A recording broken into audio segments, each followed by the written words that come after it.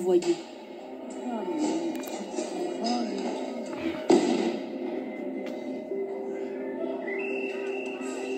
Mais une vague de gilets jaunes déferle sur eux.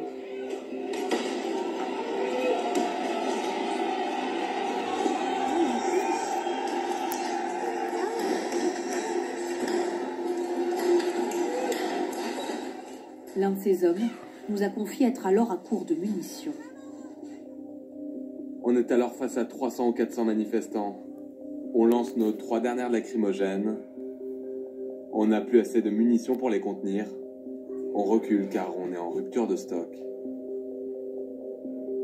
En une seule journée à Paris, ce 1er décembre, les forces de l'ordre ont tiré plus de 15 000 grenades lacrymogènes. Plus que sur toute une année en France. Et pour recharger leurs fourgons en munitions, les CRS doivent se rendre à une vingtaine de kilomètres de la capitale. À 17 h, 8 avenues au moins sont dans une situation quasi insurrectionnelle. Dans la salle de commandement, le commissaire Marsan ne sait plus où donner de la tête. La multiplicité d'actions, de casse, de feux de véhicules sur plusieurs endroits, non coordonnés, parce qu'on voit très bien que c'est non coordonné, c'est quelque chose qui est totalement inconnu. Quand on est au 1er décembre, c'est inconnu dans nos mémoires de policiers parisiens. Difficile de s'adapter sur le terrain. Cédric sent du flottement dans les ordres qui lui sont donnés. On était implanté sur une rue, on nous disait aller 2 rues plus loin à gauche, non finalement aller plus loin 1 rue à droite.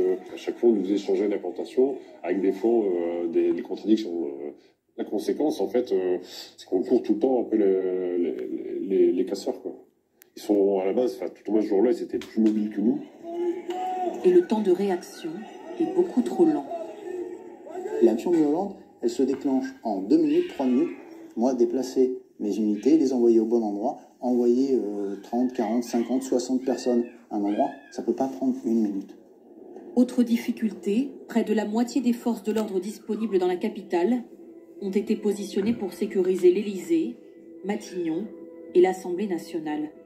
Elles ne peuvent pas quitter les lieux. Le colonel Di Meo dirige les gendarmes mobiles intégrés au dispositif. Là où ça n'a pas fonctionné, c'est qu'en fixant énormément de force sur cette sanctuarisation des lieux de pouvoir et des Champs-Élysées, du coup, on avait beaucoup moins de capacité de manœuvre pour faire face à des exactions. Trop statiques, les forces de l'ordre ne vont pas réussir à empêcher le saccage de l'Arc de Triomphe. Il est 15 h 50 et l'édifice est aux mains des Gilets jaunes depuis maintenant près de 5 heures. Ils vont même réussir à y pénétrer. Nicolas est l'un des rares témoins qui a assisté à ce moment clé. Cet ancien militaire réserviste se trouvait alors autour de la flamme du soldat inconnu pour la protéger du chaos. À quelques mètres de lui, il entend des casseurs fracturer la porte du monument. C'était le même bruit en plus long et plus acharné que les coups de bélier que peuvent donner les policiers lors d'une perquisition et qu'ils ouvrent une porte. Voilà, un coup de bélier. C'était la même chose en plus fort et en plus long. La porte est ouverte et à l'insu des forces de l'ordre, des dizaines de personnes vont s'engouffrer dans l'Arc de Triomphe. Jean-René Santini, photographe, est l'un des premiers sur place. Il va filmer la scène. J'arrive donc du coup au pied de l'Arc de Triomphe, où je m'aperçois que le sas d'entrée de l'Arc de Triomphe est totalement saccagé, les vitres sont brisées, et il y a un balai incessant de personnes qui montent et qui descendent, librement. Et plus on monte et plus on entend des coups, de la casse, du verre qui se brise.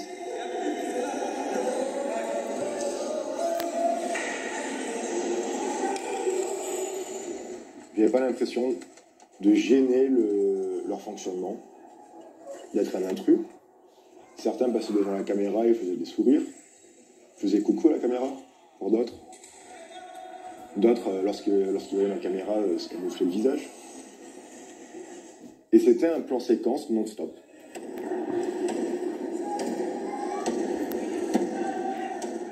groupe de 3 personnes qui étaient en train d'essayer de forcer une porte à coups de pied, à coups d'extincteur.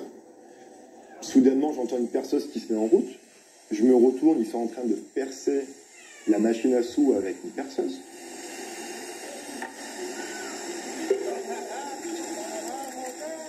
J'essaie de garder mon calme.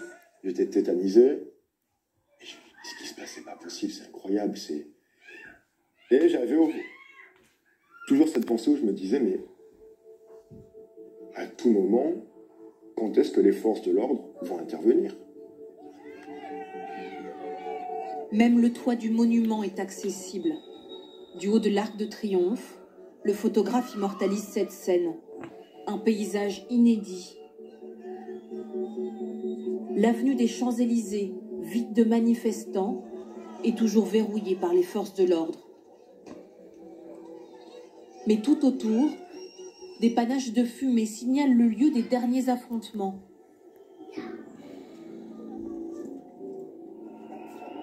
Le monument national le plus visité de France est désormais aux mains des casseurs. Il est 15h56 quand ils apparaissent en haut de l'édifice. Il y a bien un hélicoptère juste au-dessus et des policiers tout autour de la place de l'Étoile. Pourtant, en salle de commandement, le commissaire Marsan ignore ce qui vient de se passer. Nous n'avons pas de caméra à l'intérieur. Nous, on a une connaissance tardive de l'intrusion, de l'intrusion et de la casse. Il faut savoir que pendant ce temps-là, on gère tous les événements. La temporalité de l'action où il y a pénétration dans le tombeau de soldats inconnus, elle va nous être livrée très tardivement. Je vais vous dire franchement, moi personnellement, j'ai appris que des manifestants s'étaient introduits à l'intérieur de l'Arc de Triomphe en regardant la télé. Les policiers vont mettre 2h30 à intervenir. À 18h15, ils lancent l'assaut sur l'Arc de Triomphe.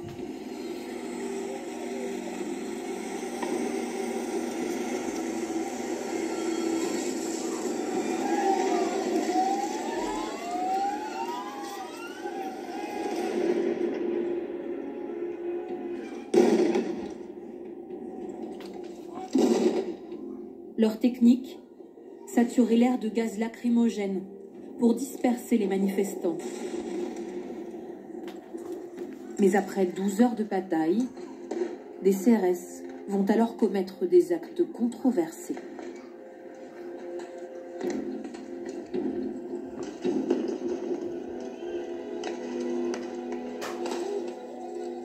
La charge des forces de l'ordre pour récupérer l'Arc de Triomphe. Blanc, qu'on imagine de province, parce que voilà, au niveau des accents, du parler, bon, on sent que c'est pas des Parisiens. Une compagnie de CRS arrive alors aux abords du fast-food. Selon nos informations, leur chef leur indique que le restaurant est en train d'être pillé et qu'ils doivent l'évacuer. Ouais, ils vont nous arrêter, ils vont nous arrêter. Il fallait pas rentrer. Voilà, faut lever les mains, de toute façon, qui nous arrête. On a fait quoi, nous?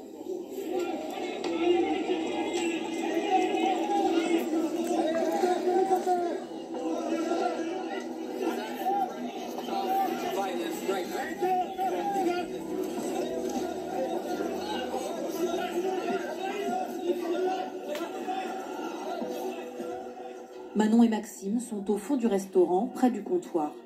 Et là, Max, pour me protéger, il se jette sur moi. Je te l'achète pas. Non.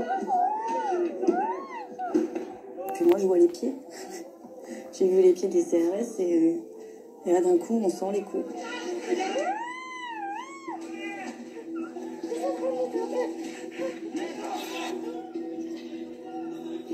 Un jeune homme au sol est lui aussi matraqué. Sur ces images, il reçoit 13 coups. Et ce n'est pas fini, un autre CRS vient lui en porter 4 de plus.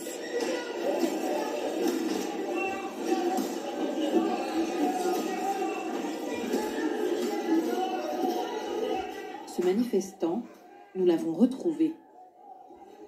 Le premier CRS qui est rentré, il avait sa matraque en l'air. Il était déterminé, quoi. Dans son regard, et je sais pas, il avait l'air de nous en vouloir. Sans faire aucune sommation, il me tabasse. Hein. Enfin, à ce moment, il m'a paru interminable et je sais qu'à un moment donné, j'ai saisi l'opportunité de me barrer. Et puis même dans ma course, il continuait à donner des coups de tonfa. Maxime et Manon, eux, sont toujours à terre.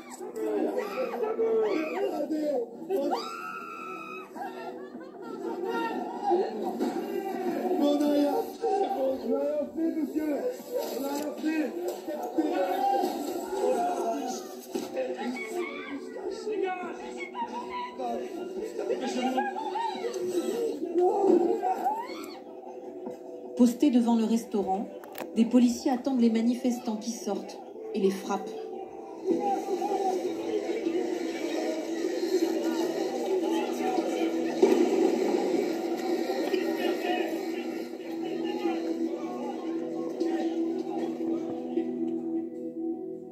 Enlacés, Manon et Maxime se sauvent.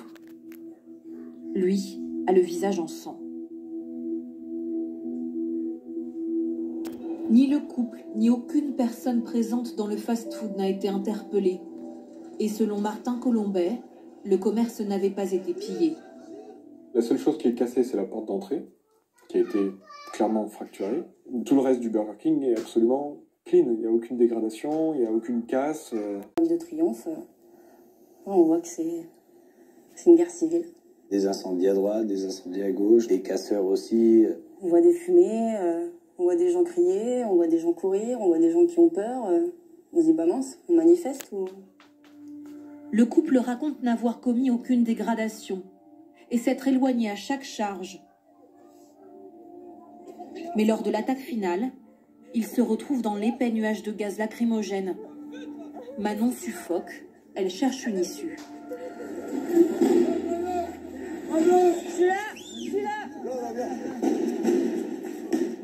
On y va à tâtons, en rampant, on ne sait pas trop où on va. Tout ce qu'on veut, c'est pouvoir respirer. Hein.